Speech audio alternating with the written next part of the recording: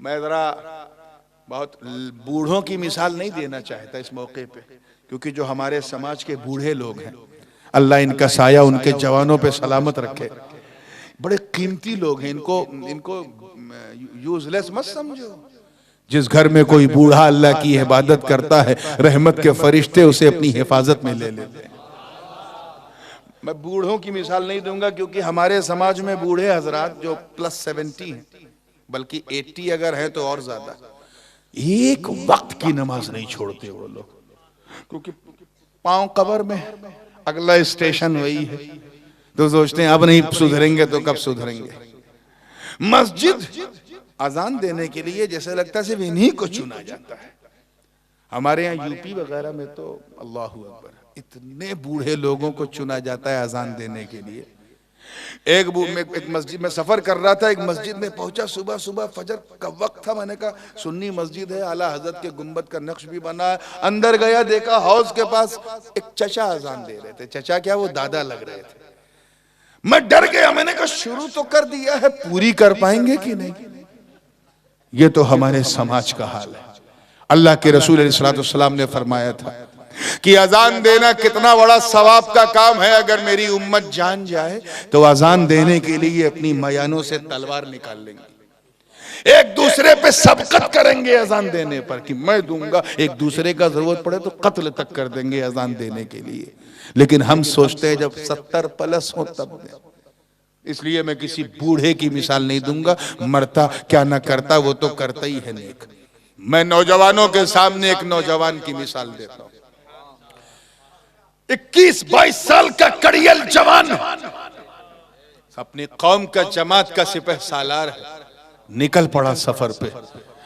पोटली में जितना खाने पीने का सामान था सब ड्यूरिंग द ट्रैवलिंग खत्म हो गया। सफर खत्म नहीं हुआ, वो चलता रहा चलता रहा। फिर भूख लगी, खोला तो कुछ नहीं, बयाबान का इलाका है, रेगिस्तान है, सिर्फ एक नदी है। अब पानी पी पी के भूख तो नहीं मिटाई जा सकती, क्या करे। चलता रहा मीलों, चलते चलते जब आंखों के सामने उस नौजवान के अंधेरा आया, लड़खड़ाने लगा, तो उसी अंधेरे में देखा कि खजूर के बाग से गुजर रहा।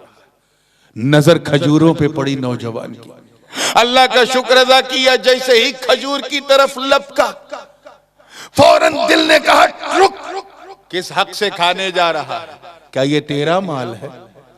और तू क्या समझता कोई देख नहीं रहा है? अल्लाह देख रहा है, अल्लाह देख रहा है। नौजवान के तकवे को सलाम, उसने अपने हाथ को खींच लिया और चलता रहा, चलता रहा। चलते चलते चलते चलते नौबत यहां तक हो गई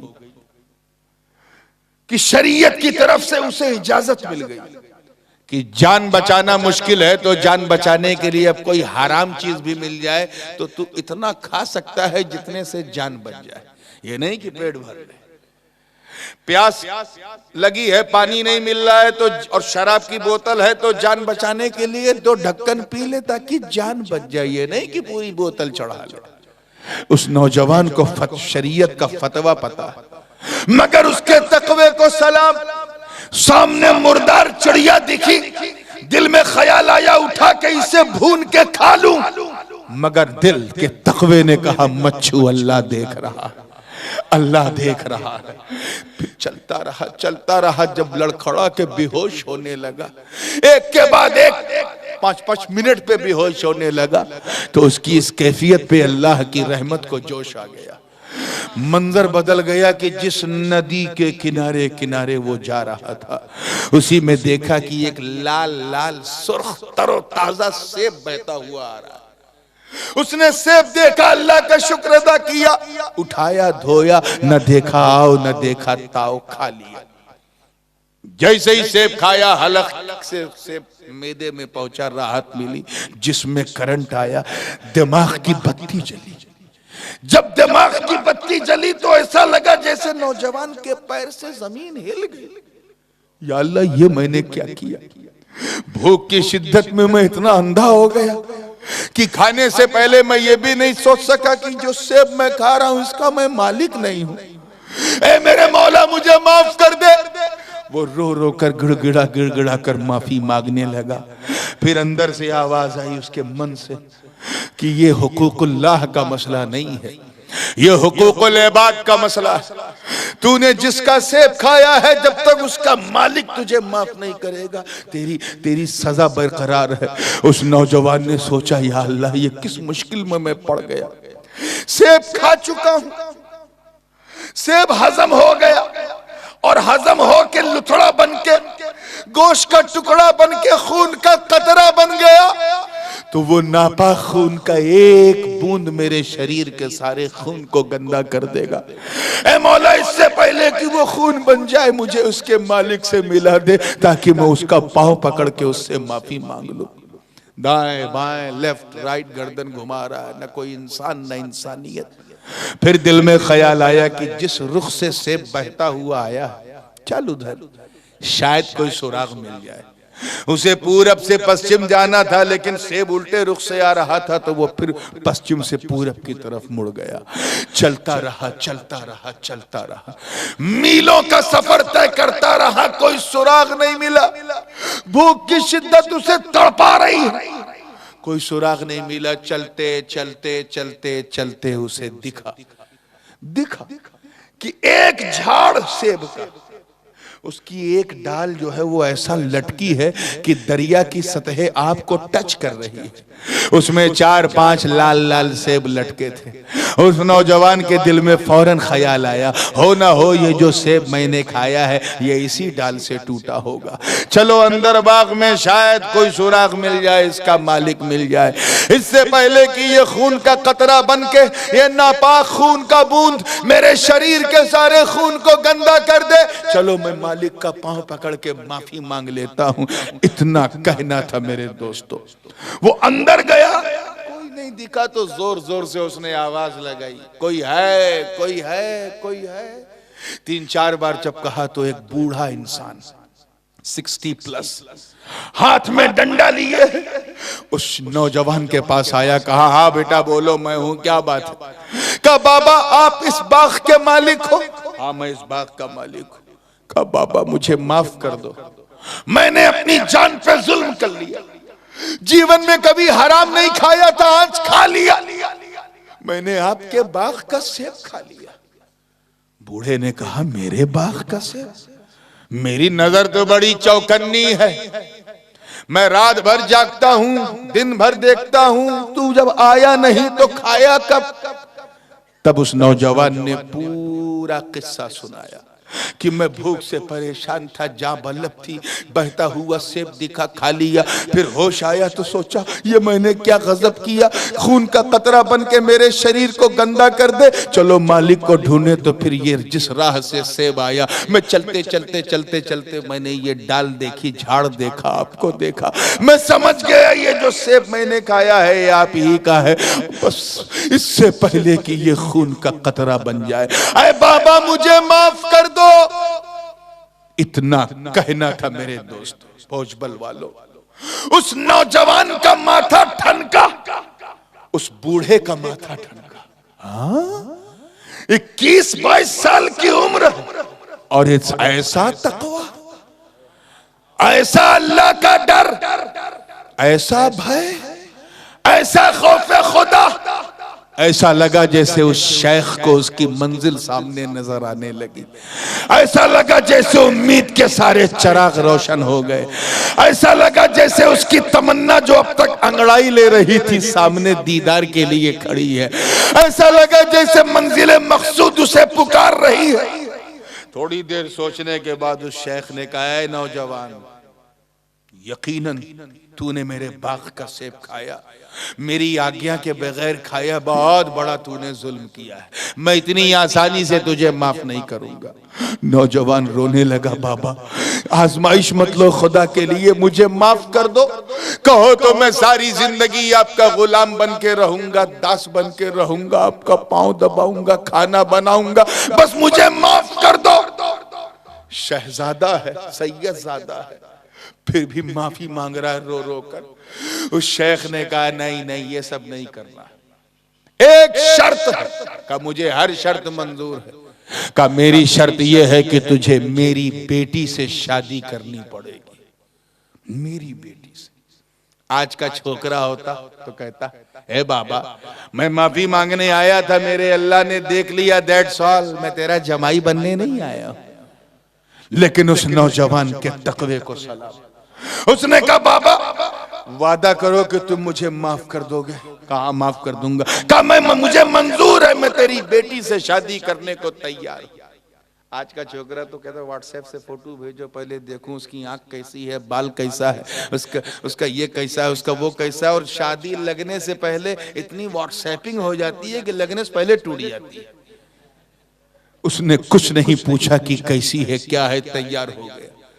तब तक उस शेख ने कहा सुन, तू छोकरा है, नौजवान है, बाद में मुझे ताना देगा कि मुझे बताया नहीं, ये कमी थी वो कमी थी। मैं सारी कमियां तुझे बताना चाहता हूं ताकि तेरा रिश्ता हो तो थोड़ा अटूट रिश्ता हो।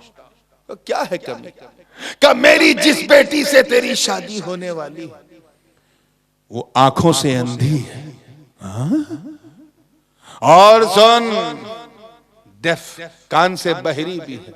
अच्छा, और सुन गूंगी भी है, कांट स्पीक, बोल भी नहीं पाती।